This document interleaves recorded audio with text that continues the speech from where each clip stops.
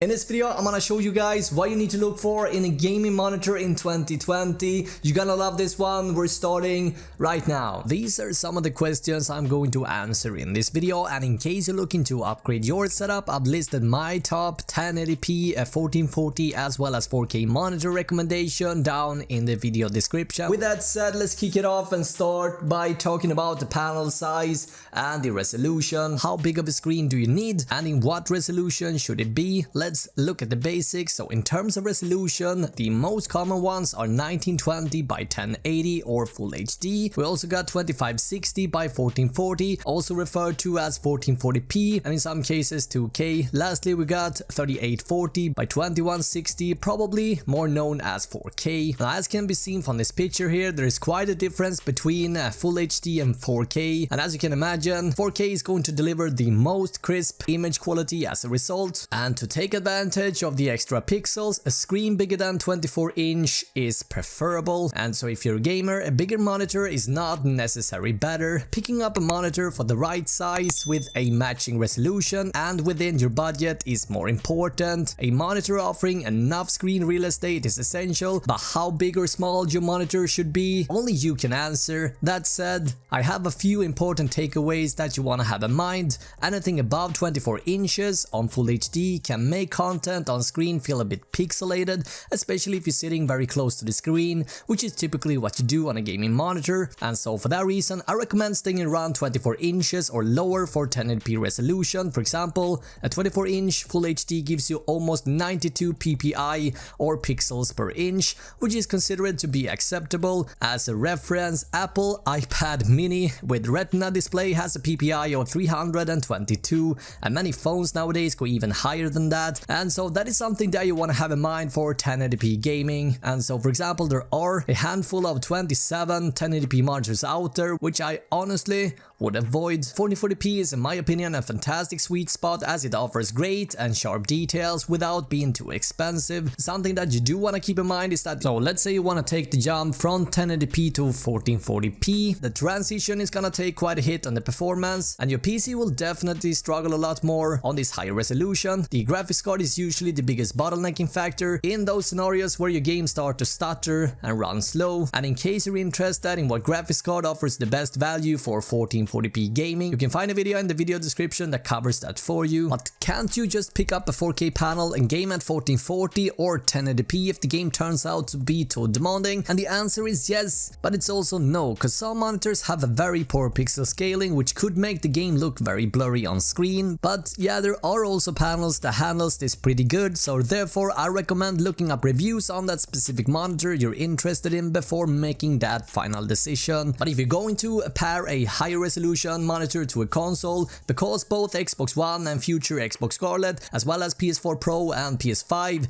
natively support 4K, picking up a 4K monitor, you don't have to care about the performance at all, and so picking up a 4K monitor is therefore the smartest idea. Now, if you have enough budget, a 4K monitor with an astonishing 3840 by 2160 resolution, which is 4K resolution of 1920 by 1080 pixels, will give you a much better viewing and gaming experience. It also has a higher PPI, preventing the content from feeling pixelated. And if you have a bigger budget, you can go for a larger, a curved monitor, and different from a flat panel, a curved monitor has a curve that makes you feel a bit closer to the action and makes you more immersed in the game. And when I discovered curved screens earlier this year, I fell in love with it. Nowadays, you definitely do not have to empty your bank account to get a great performing curved gaming monitor either. For example, this AOC CQ32G comes in at $319. It's a 32-inch 1440p monitor equipped with a VA panel that support both AMD FreeSync and G-Sync through the G-Sync compatible program. These are adaptable syncing techniques, and if you have no idea what I'm talking about right now, don't freak out. We're gonna look into the difference between panels as well as the adaptive synchronizations in just a second.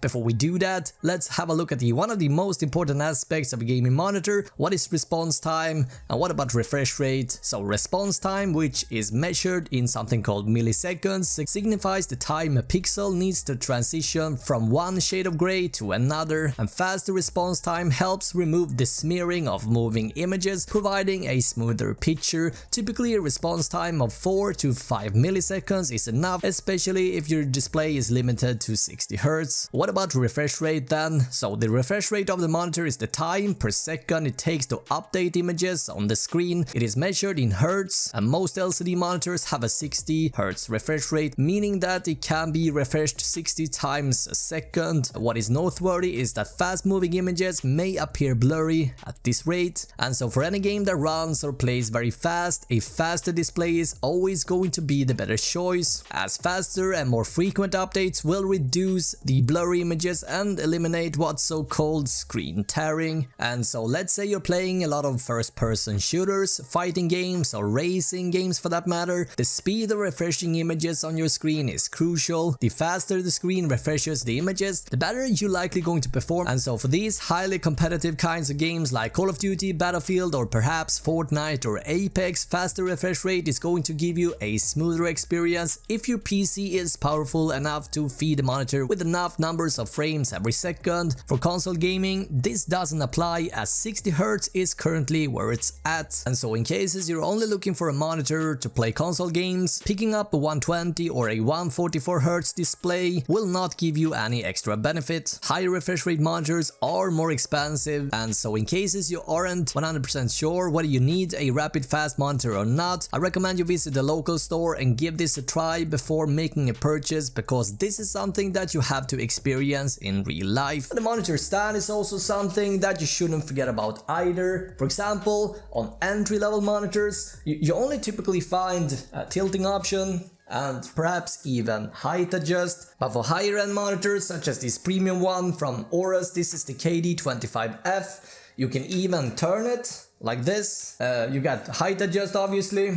but you also got something called swivel.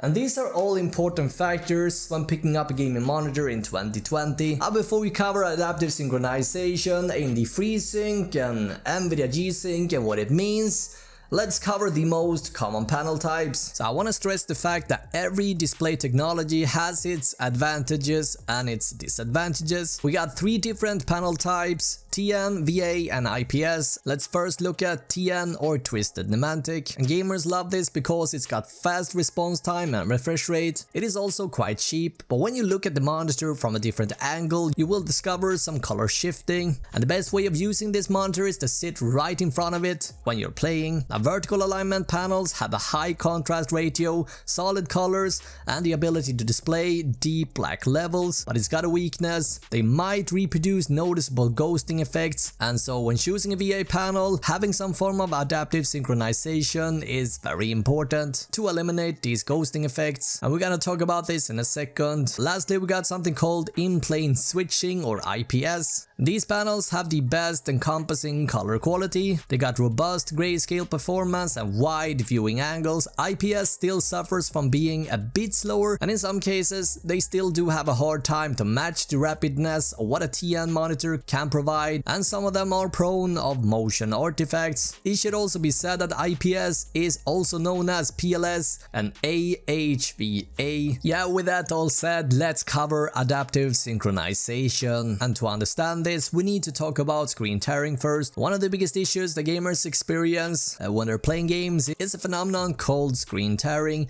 It's a visual artifact that occurs when a frame display during gameplay appears to be halved and do not match up. And so this represents quite a serious problem for gamers around the world. So how do you solve this? So this is where adaptive synchronization comes in. And so what this means is that a monitor with this technology enabled synchronizes its refresh rate to the frame rate of the user's GPU to reduce input latency and diminish screen tearing during games and video streaming. The monitor simply refreshes dynamically based on how your graphics card is performing. And so when adaptive sync is used, used, the monitor will refresh in conjunction with the game being played up to the highest possible refresh rate. Now there are a few things here you need to be aware of. Generally, AMD FreeSync works within a 48 to 75 Hz window, and so if you, let's say, playing a game with 100 or 200 FPS, you won't really see the benefit of FreeSync because you're not within the spot or window for this smooth gameplay. G-Sync works in a similar fashion way. G-Sync does, however, work a little bit better, and because of licensing fees and the added G-Sync module, makes G-Sync enabled monitors more expensive. But yeah, this begs the question, is adaptive synchronization worth it? Well, if you play graphic intense games that stresses your graphics card a lot, and for the most part you're playing below 100 frames per second, yeah, in that cases adaptive synchronization will generally give you a richer and a better gaming experience. But yeah, if you're playing Fortnite at 200 FPS plus, G-Sync or FreeSync is not going to add anything. Colors and contrast are two important factors. Nowadays we also have something called HDR or high dynamic range. What does it mean? And this is something that you should consider on a gaming monitor. Basically, without getting too deep into the technical aspect, HDR technology enhances the pixel's ability to become brighter or darker and expanding the set of colors that can be displayed. HDR uses color range to create image depth, and so an HDR monitor can cover a wider space within the color spectrum. And to put this in perspective, a standard dynamic range or SDR monitor can display approximately 16 million colors, while an HDR capable screen can display approximately 1 billion colors, and this enables the creation of more realistic images on screen and helps to mimic what a person might see in reality. And without getting too deep here, good HDR monitors are quite expensive, and cheaper monitors often lacks HDR completely or comes with something called HDR 400. Unfortunately, HDR 400 isn't powerful enough and lacks all the basic fundamental requirements that would constitute an HDR experience, thus something that should be avoided. And so again, HDR, it is quite expensive, and for entry-level monitors, do not expect too much. Now, in case you have any questions, let me know in the comments below. I'm gonna do my best to help you guys out in the best way I can. In the meantime, watch either of these two videos for more awesome content. I want to thank you guys so much for watching this video, and until next time, you guys have an awesome day, right?